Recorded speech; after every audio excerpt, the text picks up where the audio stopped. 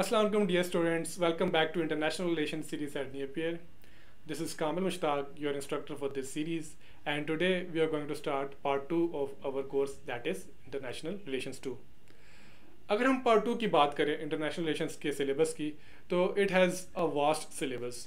I am sure आप लोगों ने काफ़ी डिटेल में इसको देखा भी होगा, बट इससे आपको घबराने की ज़रूरत नहीं है, क्योंकि इसको आप आराम से 3 से या 4 कंपोनेंट्स में डिवाइड कर सकते हैं.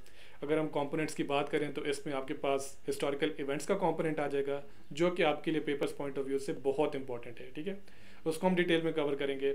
इसके अलावा there are certain international organisations जो कि खैर सिलेबस में बहुत ज़्यादा मैंशनड है, बट सारी आपको कवर करने की ज़रूरत नहीं है, उनको हम डिटेल में डिस्कस करेंगे. And foreign policies of major powers, जिसमें यूएस है, चाइना है, रशिया है, पाकिस्तान, इंडिया. तो ये कुछ मेजर कंपोनेंट्स बन जाते हैं आपके इंटरनेशनल रिलेशंस पार्ट 2 के सिलेबस के. तो will be discussing all of these topics, और हम कोशिश करेंगे कि उन टॉपिक्स पे डिस्कशन करें और डिटेल डिस्कशन करें जिन पे आपसे सवाल पूछा जा सकता है. ठीक है, so today we are going to start our module that is international relations between two world wars. ठीक है, और इसमें पहला टॉपिक है आपका that is Russian revolution. So this will be the outline of this lecture, जिसमें we'll be discussing overview of Russian Revolution, its historical background, causes of the revolution, main characters of revolution, major events, impacts and timeline of Russian Revolution. तो अगर हम historical events की बात करें, इस module की specifically बात करें, जिसमें आपके पास वर्ल्ड वॉर का टॉपिक है, फाशिज्म का टॉपिक है, रशियन रेवोल्यूशन आ जाएगा. ठीक है, तो इसमें बहुत ज़्यादा इवेंट्स आ जाएंगे, बहुत ज़्यादा टाइमलाइंस आएंगी, डेट्स होंगे, कैरेक्टर्स होंगे, नेम्स होंगे. ठीक है, तो इसमें अक्सर एस्पायरेंट्स कंफ्यूज हो जाते हैं, और में से अक्सर ये जो एस्पायरेंट्स हैं, स्टूडेंट्स हैं, वो सवाल करते हैं कि ये सारे इवेंट्स हमारे लिए इंपॉर्टेंट हैं, इन सब को हमने डिटेल में पढ़ना है, इनका रट्टा लगाना है, पेपर में पूछा जा सकता है. तो इस तरह की डिफरेंट क्वेरीज आती हैं. ठीक है, तो मेरा उनके लिए सिंपल मैसेज यही है कि ये आपके लिए पेपर पॉइंट ऑफ व्यू से इतने ज़्यादा रेलेवेंट नहीं है. सिर्फ सर्टेन डायमेंशंस हैं, उनको आपको डिटेल में कवर करना चाहिए, और उन्हीं पे आप अगर पास पेपर एनालाइज भी कर लें, ठीक है, तो आप देखेंगे कि उन्हीं डायमेंशंस पे आपसे सवाल पूछा जाता है. ठीक है, और वो डायमेंशंस कौन सी है, दैट इज़ कॉजेस. ठीक है, आपसे कॉजेस के बारे में पूछा जा सकता है किसी भी इवेंट के. फॉर एग्जांपल वर्ल्ड वॉर 1 के क्या कॉजेस थे, 2 के क्या कॉजेस है. ठीक है, या इसके इम्पैक्ट्स क्या थे, इसके रिजल्ट्स क्या रहे हैं. ठीक है, तो इन पे ही आपसे 20 मार्क्स की डिस्कशन हो सकती है. ठीक है, बाकी जो उसके इवेंट्स हैं, ठीक है, कि वॉर्स के दरमियान में क्या हुआ, सिविल वॉर्स कैसे लड़े गए हैं, ठीक है, रेवोल्यूशन के दौरान क्या इवेंट्स चलते रहे, तो वो आपके लिए इतने ज़्यादा इंपॉर्टेंट नहीं है. ठीक है, तो हमारी कोशिश होगी कि इन कॉजेज़ को, इम्पैक्ट्स को, या इस तरह की जो बाकी डायमेंशन बन सकती हैं जो कि आपसे पेपर में पूछी जा चुकी हैं या आगे फ्यूचर में पूछी जा सकती हैं, उन्हीं को हम डिटेल में कवर करें. ठीक है, so overview of Russian revolution. Again आपका जो पहला टॉपिक है दैट इज़ रशियन रेवोल्यूशन, बहुत सिग्निफिकेंट है. ठीक है, आपने डिटेल में इसके बारे में मेरे ख्याल से हम श्योर पढ़ा भी होगा. अगर नहीं भी पढ़ा हो तो इसकी सिग्निफिकेंस यही है कि इसकी बेसिस पे या इसके बाद आपको दुनिया में, ठीक है, एट ग्लोबल लेवल आपको पहली कम्युनिस्ट स्टेट नज़र आती है. ठीक है, आप देखते हैं कि यूएसएसआर फॉर्मुलेट होता है after Russian revolution. So Russian revolution took place in 1917 during the final phase of world war 1. ठीक है, अब रशियन रेवोल्यूशन के डिफरेंट कॉजेज़ थे, कुछ तो जनरेशन से चलते आ रहे थे और कुछ इमीडिएट कॉजेज़ थे. इमीडिएट कॉजेज़ में आपके पास वर्ल्ड वॉर 1 था. ठीक है, इसके साथ साथ पेजेंट पॉवर्टी. ठीक है, और जो रशियन ह्यूमिलिएशन थी इन वर्ल्ड वॉर 1, ये कुछ इस तरह के फैक्टर्स थे जिसकी वजह से रेवोल्यूशन काफ़ी स्पीड से इंटेंसिफाई हुआ.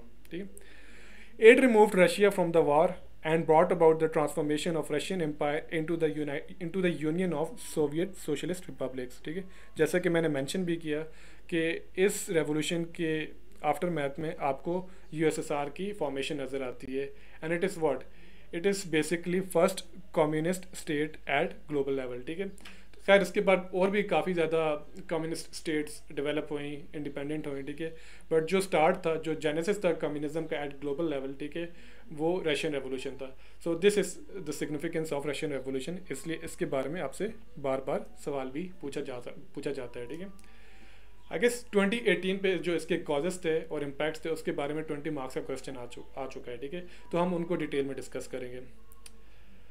अच्छा, एक मुझे कोट बहुत ज़्यादा रेलेवेंट लगी, जो कि आप अगर पेपर में सवाल आ भी जाए तो आप उसके इंट्रोडक्शन में भी यूज़ कर सकते हैं, which is flashed on the slide. That is, let the ruling classes tremble at a communist revolution. The proletarians have nothing to lose but their chains. They have a world to win. Working men of all countries unite. ठीक है, जिन लोगों का political science है या sociology है वो Karl Marx की philosophy को डिटेल में पढ़ेंगे, ठीक है।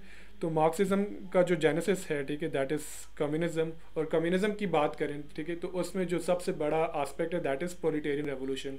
जो प्रोलेटेरियन रेवोल्यूशन जो कार्ल मार्क्स ने प्रोपागेट किया था, ठीक है, उसकी जो प्रैक्टिकल मैनिफेस्टेशन या रिफ्लेक्शन है वो आपको रशियन रेवोल्यूशन में नजर आएगा, which was basically led by proletariats की बात करें तो वो आपकी लेबर क्लास है, वर्किंग क्लास है, ठीक है, इन्हीं ने लीड किया, ठीक है। और उसकी बेसिस पे आप देखते हैं कि ये जो रेवोल्यूशन है, ठीक है, it basically कल्मिनेट्स into throwing back of या toppling of capitalist dictators from Russia, ठीक है। तो ये अभी हम डिटेल में डिस्कस करते हैं।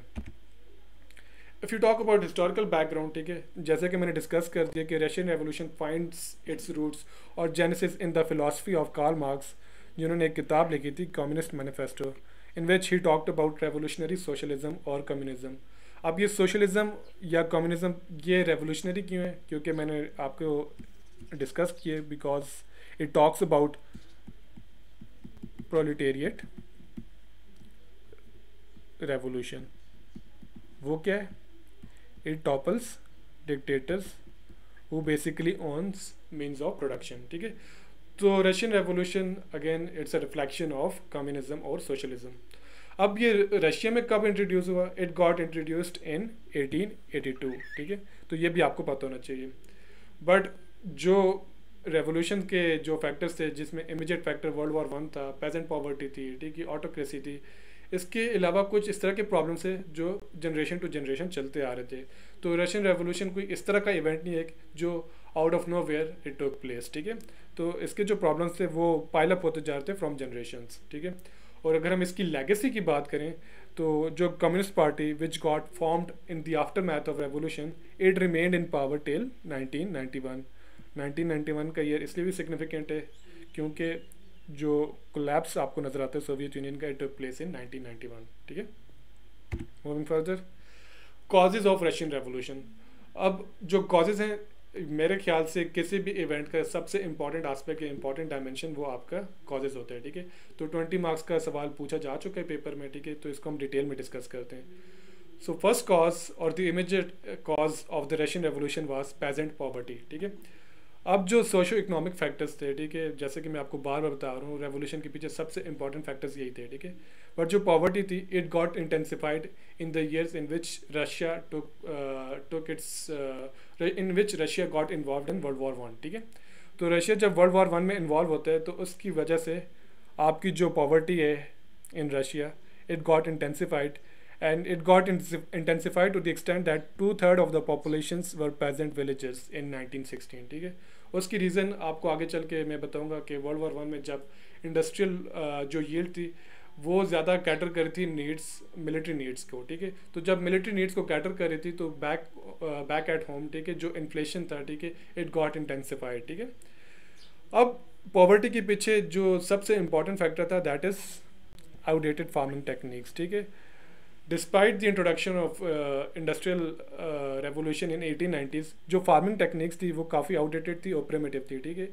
It didn't account for the needs of growing population of Russia, ठीक है, जो कि काफ़ी स्पीड से इंक्रीज़ करती जा रही थी, बट जो फार्मिंग यील्ड्स थी वो इतनी ज़्यादा उस हिसाब से इंक्रीज़ नहीं कर रही थी, and it resulted into intense poverty, ठीक है।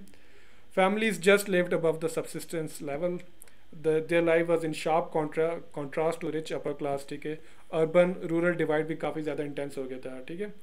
और इसकी वजह से 1917 में आपको प्रोटेस्ट नज़र आते हैं। हम आगे चल के डिस्कस करेंगे कि मार्च रेवोल्यूशन क्या था और नवंबर रेवोल्यूशन क्या था, ठीक है।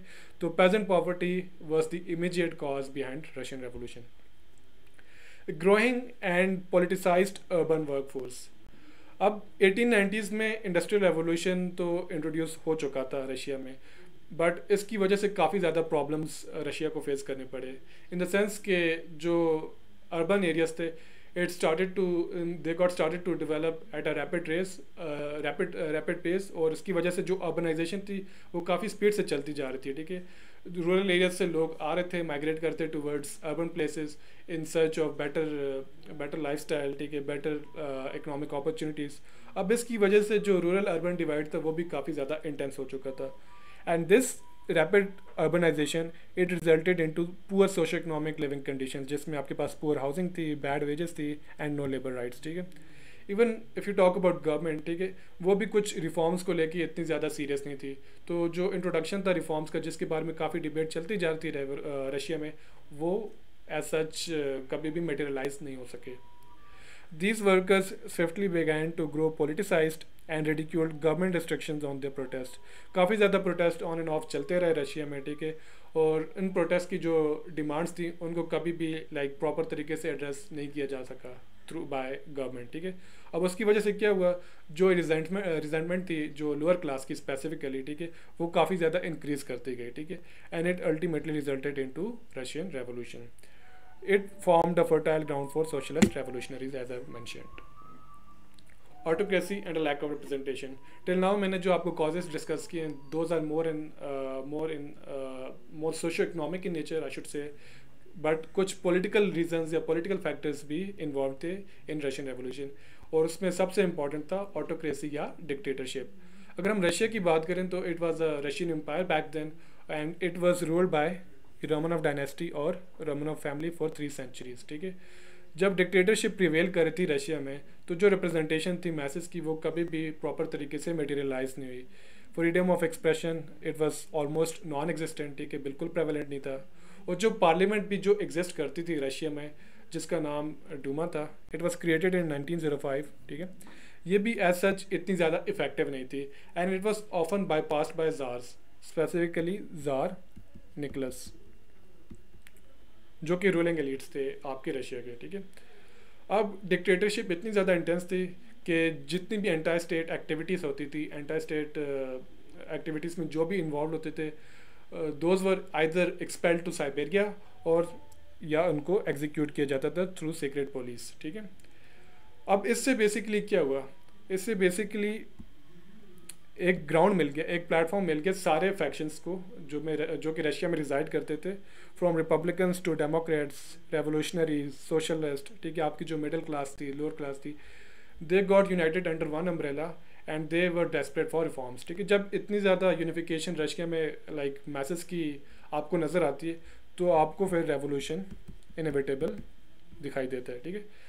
और आगे चल के हम देखेंगे कि रशियन रेवोल्यूशन क्यों सक्सेसफुल था। उसकी रीज़न भी ये थी कि जितने भी मैसेज थे दे गॉट यूनिफाइड, ठीक है, और इस यूनिफिकेशन की वजह से ही आपको रशियन रेवोल्यूशन की सक्सेस नज़र आती है। जार निकोलस वॉज अनेबल और unwilling to deal with Russia's problems, ठीक है, तो जो पॉलिटिकल प्रॉब्लम था वो भी काफ़ी ज़्यादा इंटेंस था in Russia. Bad governance, again something related to political level, the last tsar was really incompetent and unjust ruler, the government was weak, whose confused law, judgment, and decisions appeared entirely subjective. Peasants had no contact with higher government officials because of little local government. Local government की बात करें, it was non existent, जैसे कि हमने पिछले slide में भी discuss किया, जो कि पार्लियामेंट लाइक बाय नेम जो वहाँ पे प्रिवेल कर रही थी, वो भी कोई ऐसा जितनी ज़्यादा इफेक्टिव नहीं थी। तो जो रिप्रेजेंटेशन थी मैसेज की, वो कोई ख़ास नहीं थी। Government had to go through feudal nobility, but after abolishment of serfdom in 1861, these landowners lost influence. अच्छा, 1861 से पहले सर्फडम प्रिवेल करती थी रशिया में, ठीक है। एक बहुत मेजर रिफॉर्म 1861 में रशिया में इंट्रोड्यूस हुआ, and that was abolition of serfdom, ठीक है। बट उसके बावजूद लाइक जब वो एबॉलिश हो चुका था, फिर भी like in the start of 1900s, ठीक है, आपको नज़र आता है, ठीक है, और इन लैंड ऑनर्स का जो इन्फ्लुएंस था वो भी सॉर्ट ऑफ कम हो गया। In this way the bad rock of the old Tsarist regime, ये आहिस्ता आहिस्ता फ्रैक्चर होने लग गया, ठीक है। तो bad governance also became a major factor behind Russian revolution, ठीक है। तो ये भी आप पेपर में लाजमी डिस्कस करें अगर आपसे कॉजेज़ के बारे में डिस्कशन होती है। Moving further, we have alienated military, as I discussed कि वर्ल्ड वॉर 1 में जो रशियन इन्वॉल्वमेंट थी, it was sort of disastrous in a sense के number one it resulted into humiliating defeats like one after the other, ठीक है। Russia को काफ़ी ज़्यादा लाइक मुँह की खानी पड़ी जब हम वर्ल्ड वॉर 1 के इवेंट्स आप अगर डिटेल में पढ़ें तो आपको नज़र आएगा। 5 lakh Russian soldiers were killed in the war, ठीक है। अब इसकी रीज़न क्या थी, एक तो ये कि जो इंडस्ट्री थी बैक एट होम, ठीक है, वो इनकी नीड्स को कैटर नहीं कर पा रही थी। दूसरा ये था कि जो इनकी लीडरशिप थी वो भी ऐसा कोई इफेक्टिव नहीं थी। इसकी वजह से रशिया को आप आगे चल के देखेंगे कि काफ़ी ज़्यादा टेरिटरीज भी टूवर्ड्स जर्मनी कंसीड करनी पड़ी, ठीक है। The backward Russian military was treated inhumanly and less than common citizen, ठीक है। इनका जो लिविंग कंडीशंस थी, वो जो कॉमन सिटीजन्स थे बैक एट होम, वो हालांकि काफ़ी ज़्यादा सफ़र कर रहे थे, उनसे भी ज़्यादा इनका बुरा हाल था। इनफैक्ट जो इनकी लिविंग कंडीशंस थी, ट्रेंचेस के अंदर ये रह रहे थे, ठीक है। और काफ़ी दिनों तक, इवन मंथ्स तक इनको खाना भी नसीब नहीं होता था, लाइक इनको यूनिफॉर्म्स नसीब नहीं होते, तो इनके इन शॉर्ट काफ़ी ज़्यादा बुरे हालात थे। तो they were sort of alienated in a sense के जो गवर्नमेंट थी वो भी ऐसा जितनी ज़्यादा इन्वॉल्व नहीं थी ताकि इनकी नीड्स कैटर हो सकें। तो this alienated military also served as a major cause for Russian revolution. इनका मेजर डिमांड क्या था, they wanted dignity and better life conditions for themselves, ठीक है। और बहुत सारे इनमें से ऑफिशियल्स ऐसे भी थे who were not in favour of involvement of Russia in world war one, ठीक है। तो उसको भी जार जो आखिरी लास्ट जार था, दैट वाज निकोलस II, वो भी अक्सर सरपास करता था, ठीक है। Moving further we have politicised and polarised civil society. इसमें भी दो एस्पेक्ट्स हैं, economic aspect and social aspect. Economic aspects तो आई गेस हमने डिटेल में डिस्कस कर लिए कि the pageants wanted the nobles fertile land, severe food shortages, इसके साथ साथ फेमिन्स, ठीक है, और लो इंडस्ट्रियल यील्ड, ये भी आप ऐड कर सकते हैं। इसके साथ साथ सोशल एस्पेक्ट्स बहुत ज़्यादा इन्वॉल्व थे, स्पेसिफिकली एजुकेटेड क्लास डायलेमा। अब ये क्या था, अब बेसिकली जो रशियन यूथ थी, ठीक है, वो इतनी ज़्यादा एजुकेटेड नहीं थी, बट जो उनमें एजुकेटेड फैक्शंस थे जो कि बाहर से पढ़ के आ जाते थे, अब उनके लिए डायलेमा ये था कि या तो वो सर्व करें गवर्नमेंट को which was autocratic in nature, और समटाइम्स उनके जो इंटरेस्ट थे वो ज़्यादातर अगेंस्ट थे टूवर्ड्स पब्लिक, और जो बाइसेस अगेंस्ट पब्लिक थे उनके साथ ये अपने आप को अलाइन कर लें, या इन रियलिटी ये पब्लिक को सर्व करें। तो इस डायलेमा की वजह से जो सिविल सोसाइटी थी रशिया की, वो काफ़ी ज़्यादा पोलिटिसाइज थी, पोलराइज थी, ठीक है। तो इस पोलराइजेशन की वजह से भी काफ़ी ज़्यादा जो प्रोटेस्ट थे वो इंटेंसिफाई होते रहे। वर्ल्ड वॉर वन, ये भी हमने डिस्कस कर दिया। It acted as a catalyst for 1917 revolution. The war went badly from the start with massive Russian casualties, ये भी हमने डिस्कस कर लिया कि over 5 lakh people got killed in Russian in world war one, ठीक है। This prompted tsar to take personal charge in 1915। अब इसके बाद ये हुआ कि जब रशिया बार बार जब डिफीट्स फेस कर रहा था इन वर्ल्ड वॉर वन, ठीक है, specifically in the initial years, इसके बाद जार ने, जो निकोलस था यहाँ पे इस टाइम पे, he took the responsibility on his shoulders.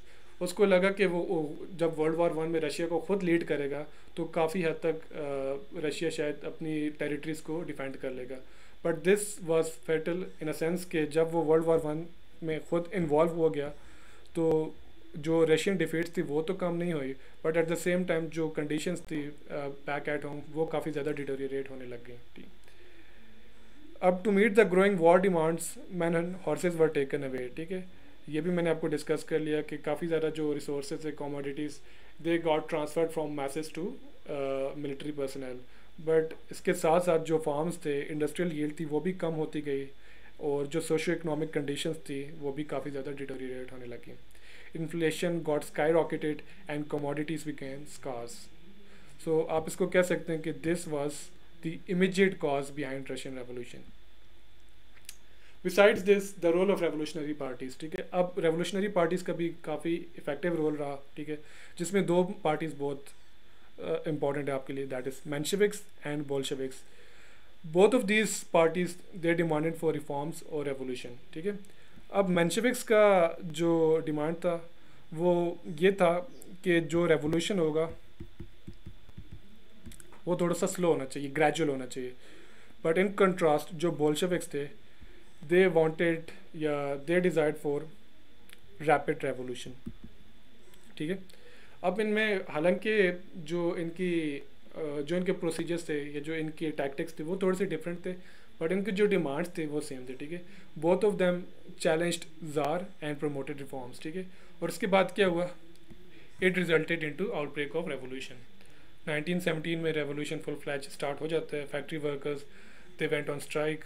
और सबसे मज़े की बात, जब ये रोड्स पर निकले पेट्रोग्राड के, ठीक है, तो जो सोल्जर्स थे जो कि पेट्रोग्राड को डिफेंड कर रहे थे till then, they also sided with people. इन लोगों ने पीपल जो जो मैसेज थे उन पर कोई ज़्यादा एट्रोसिटीज़ नहीं लेकी, ठीक है। इसके साथ साथ they also took part in revolution. Characters of revolution, ठीक है। अब दो कैरेक्टर्स बहुत इंपॉर्टेंट है। कुछ लोग आपको बताएंगे कि 3 कैरेक्टर्स इंपॉर्टेंट होंगे, जिसमें लेनिन है, आपके पास ट्रॉट्स्की है और स्टालिन। बट जो ज़्यादा रोल था वो लेनिन और ट्रॉट्स्की का था। स्टालिन 1929 में उसके बाद लीड करता है यूएसएसआर को। तो ये आपको पता होना चाहिए कि ये क्यों इंपॉर्टेंट थे। लेनिन को आप कह सकते हैं he was father of Bolshevik revolution और रशियन रेवोल्यूशन, ठीक है, because he founded Bolshevik party as well as he was a proponent of Marxist ideology in Russia. वैसे तो ये रेवोल्यूशन से पहले he was exiled for many years, but जैसे जैसे रेवोल्यूशन का टाइम करीब आता गया, he return back in April 1917 and he led a revolt against the government. Leon Trotsky, अब इसका क्या रोल था? He basically organised the red army who basically led itself to victory during civil war against the white army. जब नवंबर revolution आया, उसके result में आपको Russia में एक सिविल वॉर नज़र आती है, ठीक है, विच स्पैन फ्रॉम 1918 टू 1921। अब इसमें 2 फैक्शंस थे, एक रेड आर्मी थी, एक वाइट आर्मी थी। रेड आर्मी जो कि बोल्शेविक्स थे, जो कि रेवोल्यूशनरीज थे, ठीक है, और जो वाइट आर्मी थी दे वर स्पॉन्सर्ड बाय गवर्नमेंट, ठीक है। जो सिविल वॉर जो चलती है फॉर 3 ईयर्स, इनफैक्ट 4 साल तक चलती रही, ठीक है। अब इसमें ट्रॉट्स्की का क्या रोल रहा? उसका ये रोल रहा कि इसने इस रेड आर्मी को, जो कि रेवोल्यूशनरीज थे, उनको ऑर्गेनाइज़ किया, ठीक है। और इसी जो ऑर्गेनाइजेशन की बेसिस पे आपको आगे चल के नज़र आएगा कि this red army it emerged victorious in Russian revolution. और जब red army when it defeated white army, उसके बाद आपको यूएसएसआर की फॉर्मेशन नज़र आती है इन रशिया, ठीक है। तो इसका रोल यही है कि he was the leader of Red Army. Major events of Russian revolution, again this is something which is not important for you as far as paper point of view is concerned, but आपको कुछ events पता होने चाहिए। अब Lenin and Bolsheviks ये क्यों इतने ज़्यादा इफेक्टिव थे? उसकी सबसे इम्पॉर्टेंट रीज़न यही थी कि they basically appealed to the needs of people. और वो नीड्स क्या थे? हम जैसे डिस्कस करते हैं अपने यहाँ पे भी सोशल फैब्रिक में, दैट इज़ रोटी कपड़ा मकान, ठीक है। इनका थोड़ा सा डिफरेंट था, that is they demanded for roti kapda and अमन, ठीक है। तो उन्होंने बोल्शेविक्स ने बेसिकली प्रॉमिस किया मैसेज को कि they will provide food for the cities, they will and Russia's involvement in world war 1 and they will provide land for the pageants, जो कि बहुत ज़्यादा अमाउंट में थे इन रशिया। तो ये जो ब्रेड लैंड पीस वाला जो स्लोगन था, ये इन लोगों ने रेस किया।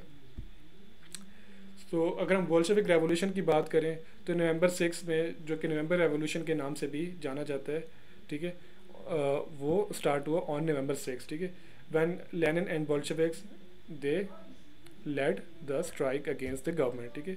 और Bolsheviks they seized control of the government in Petrograd, ठीक है।